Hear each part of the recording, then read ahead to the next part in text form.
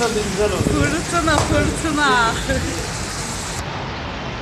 Abi başımıza taş yağacak yakında. Yoksa iyi olur bence.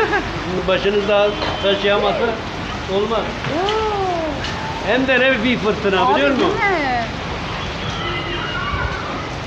Ay. Ulan çoluk çocuk çıkıyor çok ağır. Hadi ayrı Allah. Çok kötü.